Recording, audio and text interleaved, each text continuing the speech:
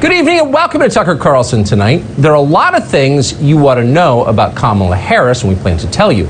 But the first thing to know about Harris is that in just a few months, she could run your country. If Joe Biden wins the presidential election, Kamala Harris effectively will become the president of the United States. Everyone knows that. Democratic donors understand it best of all. America's big banks have long controlled Joe Biden for years in the Senate. For decades, he faithfully did their bidding. And in return, they sent him money. They still do. In fact, far more money than they send to the incumbent president. Now, the banks were nervous for a moment about the prospect that Biden might pick Stacey Abrams, so they were thrilled when he chose Harris instead. On Twitter, they cheered the news. The consulting group Signum Global sent a bulletin telling its clients to calm down and rest easy. The Democratic ticket is under control, our control. Last night, in fact, the DNC hosted a fundraiser with lobbyists for Credit Suisse, Raytheon, Western Union, and ExxonMobil. So all is well on Wall Street. But how about the rest of the country? Actual voters have never shown a lot of enthusiasm for Kamala Harris. In fact, Harris was so remarkably unpopular in the Democratic primaries that despite nonstop media cheerleading, she was forced to drop out before the first votes were even cast, before Christmas. Biden's handlers know this, obviously. They were there, they watched it, but they don't care. They're betting that you hate Donald Trump so much that you will make Kamala Harris president anyway. Like their friends at Google, the Biden campaign understands it has a monopoly, and they plan to exploit it. This is not the democracy we were promised. In fact, it's not democracy at all. It's oligarchy, and it has consequences for everyone. If candidates are only accountable to a small number of partisan executives in New York and San Francisco, they're unlikely to care when your neighborhood police station is on fire, for example. They probably won't be too upset when packs of mentally ill homeless take over your street or when your nephew overdoses on fentanyl. They have no incentive to improve your life, in other words, and instead they can just lecture you about your moral failings, and they are. That's the system we have now. Kamala Harris embodies it. It's all pretty sad and unnerving if you think about it. What if we had an election and no one cared what voters thought? We're about to find out. But before you get too depressed, take this moment to enjoy the breathtaking absurdity of it all. The most oblivious politician in America has joined forces with the most calculating politician in America. Hilarity ensues. Neither one believes anything, but only one of them knows what day it is. When Biden called Harris yesterday, for example, there was a script visible on his desk. So the Democratic nominee for president is unable to speak to his running mate without assistance. Here's how it went. Hi, sorry to keep you. No, that's all right. You ready to go to work? Oh my God, I'm so ready to go to work. First of all, is the answer yes? The answer is absolutely yes, Joe, and I am ready to work. I am ready to do this with you, for you. I'm just deeply honored, and I'm very excited. That is just too great. We're keeping that on a loop in the tape department. I'm sorry to keep you, Kamala Harris says. Not since Elizabeth Warren pretended to drink a beer with her husband has an exchange that fake been captured on video. There are Mexican soap operas more authentic than what you just saw. And yet you still have to wonder how many times did they have to reshoot that scene before Joe Biden got his lines right? Let's try it again, Mr. Vice President. Warm personal conversation, take 11. It's going to be a deeply amusing 3 months. Do your best to enjoy it. But as you do enjoy it, pay attention also to what Harris says she believes. She'll try to say not much about what she believes. Public policy is the last thing the Biden campaign wants to talk about. The plan is to skate by on Harris's historic status, combined with, of course, relentless attacks on the incumbent. The New York Times, for one, is on board. The Times doesn't think you should worry about what Harris plans to do to your country if she's elected. Moments after Harris joined the Biden campaign, the paper declared her a, quote, pragmatic moderate. So why did they feel the need to sum her up that way? Well, obviously, to send a very clear signal to everyone else in the business.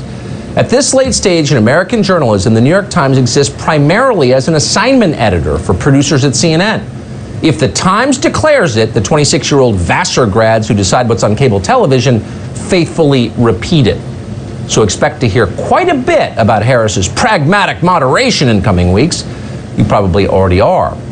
But the question is, that is worth considering, is Kamala Harris actually a moderate? Well, let's see. Here she is last year calling for Congress to change the Constitution of the United States so that 16-year-olds can vote. As you watch it, for the sake of argument, pretend that Harris means what she's saying. And then ask yourself, what kind of person could make an argument like that in public without blushing? Well, only someone who'd never actually met a 16-year-old. Do you believe that Americans should have the right to vote at age 16? I'm really interested in having that conversation. I have to tell you that. I think that there is no question that if we are looking at what is going on in our country, we are putting more responsibilities on people at a younger age. And the larger number of people that we can involve in the electoral process, I think the more robust it would be. There is no question, Harris says, that turning the government over to 10th graders would make the country more robust. For sure. No more school, free dab pens for everyone, endless possibilities for more robustness. Does Harris really believe that? A few years ago, she had this assessment of young people. Watch. We mold and shape and direct someone to become a productive adult. What's the other thing we know about this population? And it's a specific phase of life. Remember, age is more than a chronological fact. What else do we know about this population, 18 through 24? They are stupid. She's right about that. So put together her two statements on this subject. Young people are stupid, and that's why we need more of them to vote. And it makes sense, in fact. When the entire electorate is as passive as Joe Biden has become, you can pretty much do what you want. You can wield total control. That's what Harris is arguing. Say what you will about that position, but it is not in any sense moderate. It's radical. And many of Harris's views are, whether you like them or not. Consider this tape, in which she explains how the federal government should respond to the coronavirus pandemic. Again, whatever you think of affirmative action, it's likely you never imagined affirmative action would be applied to life-saving medical treatment. But Kamala Harris thinks it should be. The disparities that have long existed based on race are now highlighted. So one of the things I'm calling for around this pandemic is that we make decisions about where the resources should go based on that issue. So we make decisions about where the resources should go to keep people from dying on the basis of skin color. So only people of a certain color get the vaccine, for example. That's what she's arguing. Now, this is a lot of things. It's immoral. It's unconstitutional, obviously. But above all, it is definitely not moderate. Nor is this, by the way. Here's Harris in the Senate from 2 years ago, telling the acting director of ICE that federal law enforcement officers are a domestic terror group. The Klan was what we would call today a domestic terrorist group. Why? Why would we call them domestic terrorist group? Because they tried to use fear and force to change political environment. And what was the motivation for the use of fear and It was force? based on race and ethnicity. Right. Are you aware of the perception of many about how the power and the discretion at ICE is being used to enforce the laws? And do you see any parallels? Are you aware of the perception? And do you see any parallels between federal law enforcement officers and the KKK? Harris wanted to know, but not really. The answer, of course, was embedded in the question. Ever notice you act a lot like Hitler? Harris wasn't really asking anything. She was attacking and doing it in the sleaziest, most passive-aggressive possible way.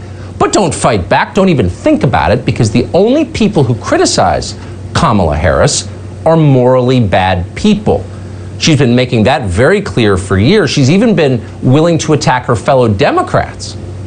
Last fall, as her presidential campaign began to collapse from lack of popular support from voters, Harris suggested the real problem was that the Democratic Party, her party, had too many racists in it.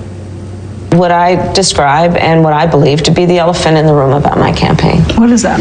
Electability.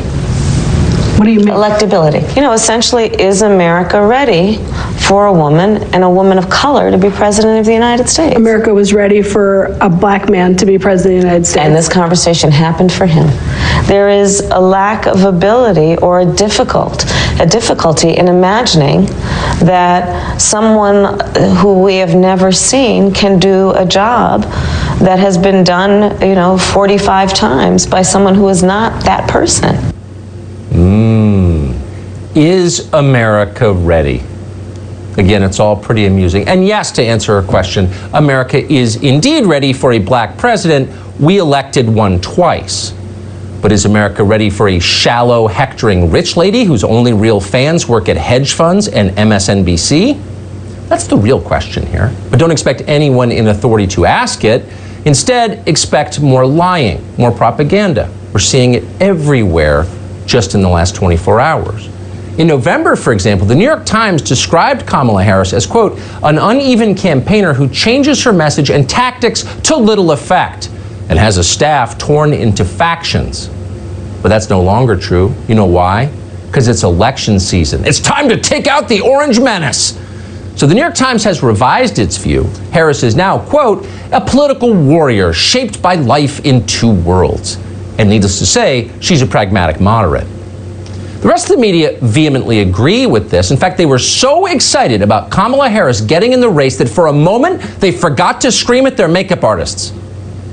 I thought it was coming, and it was incredibly exciting news when it came. Just a remarkable moment. She cares about women's issues. She cares about equality deep within her soul. And she does have a kind of a charisma. I don't want to use the word celebrity, but in political terms, she does. Really a remarkable rise, as Nia Malika had pointed out there. And as you pointed out, Nia, she is a fighter. She's smart. She's quick on her feet.